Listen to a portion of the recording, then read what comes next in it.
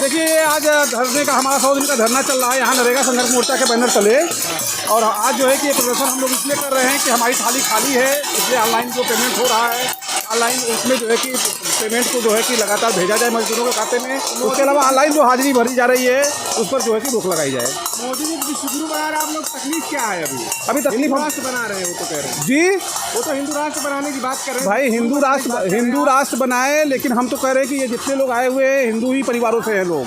तो इनके बारे में भी सोचा जाए ना, मजदूर भी है। समस्या इनकी ये है कि ऑनलाइन जो हाजिरी मनरेगा के अंतर्गत भरा जा रहा है उस हाजिरी में जो है कि वहाँ सर्वर काम नहीं कर रहा है, लोगों को हाजिरी भरवाने के लिए घरों में जाके जो है कि वेबसाइट पे बैठना पड़ रहा है, तो इसी वजह से लोग यहाँ आए हुए हैं। तो मोदी जी अच्छा काम कर रहे हैं, अच्छा काम कर रहे होते तो 31 दिन से मजदूरों को यहाँ के बैठना होता। मजदूरों के लिए काम ही कौन सा हो रहा है? मजदूरों के लिए कोई काम नहीं हो रहा है। वो अपने कुछ साथियों के लिए काम कर रहे हैं, देश के मजदूरों के लिए, देश के जो है कि जो दूसरे किसानों के लिए, छात्रों के लिए कोई काम नहीं कर रहे हैं। छात्रों के लिए कोई काम नहीं कर रहे हैं, बिल्कुल कोई काम नहीं कर रहे हैं। अभी आप बता रहे थे कोई नागेपुर गांव को उन्होंने गोद लिया हुआ है। नागेपुर के गांव की हकीकत आप चल के देख लीजिए। मैं खुद भी नागेपुर का रहने वाला हूं। उस गांव में कोई ऐसा एक काम बता दे जो उन्होंने लोगों के लिए किया हो, जो लोगों को वहां रोजगार मिला हो। लोग जो है कि उस गांव से आज भी पलायन करने को बाध्य हैं। तो हम क्या माने? नरेगा में भी लोगों को वहाँ आज भी वहाँ लोगों को 100 दिन का काम नरेगा के अंतर्गत नहीं मिल रहा है।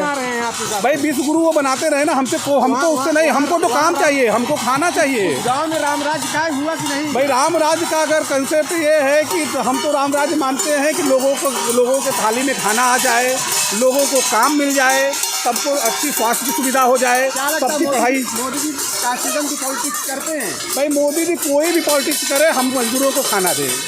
हमको तो खाना चाहिए, हमको काम चाहिए, और हमको जो है कि शिक्षा चाहिए, हमको जो है रोजगार चाहिए।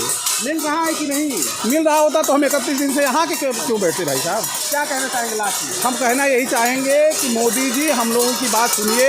ये जितने लोग आए हुए हैं आपके जो है संसदीय क्षेत्र से आए हुए लोग हैं, आपके संसदीय बनारस से लोग आए हुए हैं। बनारस के लोग आके पिछले 5 दिन से यहाँ धरना दे रहे हैं। कम से कम मोदी जी आए यहाँ पर और अपने जो है कि अपने संसदीय क्षेत्र के लोगों से मिले और इनसे बात करें। तो आपको बता दें, ये पूरे बनारस से आए हुए लोग हैं, मनरेगा के मजदूर हैं, जो लगातार प्रोटेस्ट कर रहे हैं, अपनी बात रखने की कोशिश कर रहे हैं। लेकिन इनका साफ तौर पर इल्ज़ाम है कि सरकार इनकी बात को सुन नहीं रही है और जो इनसे वादे किए गए थे इन वादों को पूरा नहीं किया जा रहा है। आपकी क्या राय है? अपनी राय ज़रूर दें।